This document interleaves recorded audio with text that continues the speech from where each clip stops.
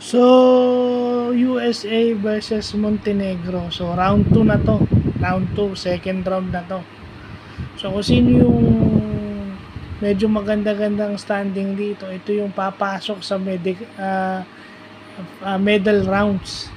No? Nasa round of 16 na tayo ng FIBA World Cup. Well, ano na nga to, isa tong Montenegro sa naka-tune up ng ating national team bago maggilas. Ay, bago mag-World Cup.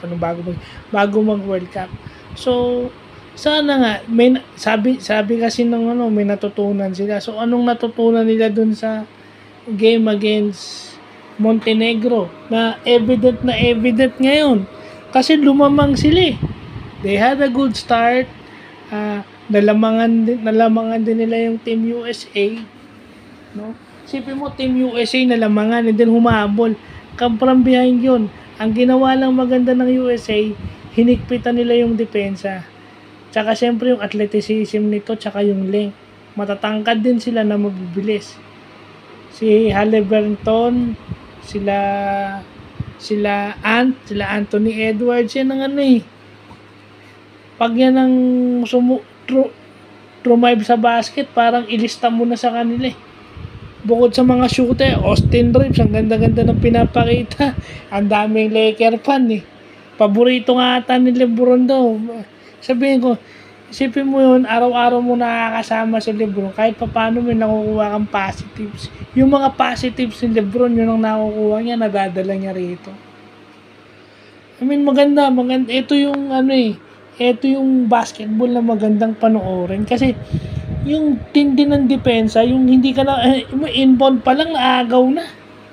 Hindi ka na pinapa-inbound, pinapahirapan ka pag naagawan ka, basket nila.